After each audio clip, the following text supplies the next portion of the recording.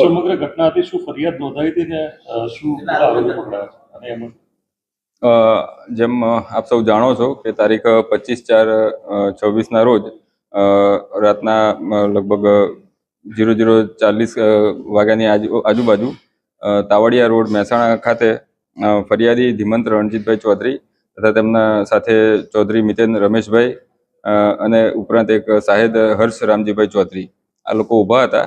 આ દરમિયાન આરોપીઓ ભરતભાઈ માધુભાઈ ચૌધરી, ધ્રુવ ઉર્ફે ધવલ ભરતભાઈ ચૌધરી, મયુર જયંતિભાઈ ઉર્ફે ડાયાભાઈ ચૌધરી, યશ રમેશભાઈ ચૌધરી આ લોકો ત્યાંથી નીકળેલા અને અહીંયા કેમ ઊભા છો તેમ કહી બોલાચાલી ગાળાગાળી કરેલી અને ત્યારબાદ આ લોકો ઉશ્કેરાઈ જઈ ચૌધરી મિતેન રમેશભાઈ રહે તાવડિયા તાલુકો જિલ્લો મહેસાણાને આરોપીઓ ધવલ ભરતભાઈએ તેના હાથમાંનો ધોકો માથાના ભાગે મારેલ અને ચૌધરી યશ ડાયાભાઈએ પોતાના હાથમાંનો છરો છે એ બરડાના ભાગે મારેલો હતો.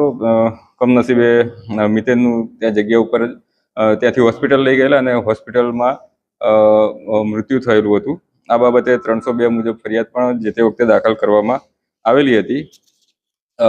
આ જે આખો બનાવ બનેલો હતો તે ઉકેલવા માટે મહેસાણા પોલીસે અલગ અલગ ટીમો લોકલ પોલીસ સ્ટેશન તથા LCB SOG દ્વારા અલગ અલગ ટીમો બનાવવામાં આવેલી હતી. આ ગુનો ઉકેલવા માટે ટેકનિકલ સર્વેલન્સ પણ કરવામાં આવેલું.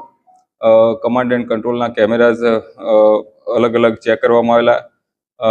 આરોપીઓ નાસી ગયેલા હોય અલગ અલગ વિસ્તારના કેમેરા પણ ચેક કરવા માટે અલગ અલગ ટીમો બનાવવામાં આવેલી હતી. હ્યુમન ઇન્ટેલિજન્સનો પણ આમાં ઘણો મોટો આ ગુનો ઉકેલવામાં બહુ મહત્વનો ફાળો છે. આ બધી કવાયતના અંતે LCB અને પેરોલ સ્ક્વોડની જે ટીમ છે તેને રાજસ્થાન ગુજરાત બોર્ડરની આજુબાજુ આરોપી ભરતભાઈ હોવાનું માહિતી મળેલી અને ત્યાં ટીમ મોકલતા રાજસ્થાનના સાંચોર જિલ્લાના હડેચા ગામે જે ભરત માધુભાઈ ચૌધરી છે એ ત્યાંથી મળી આવેલ.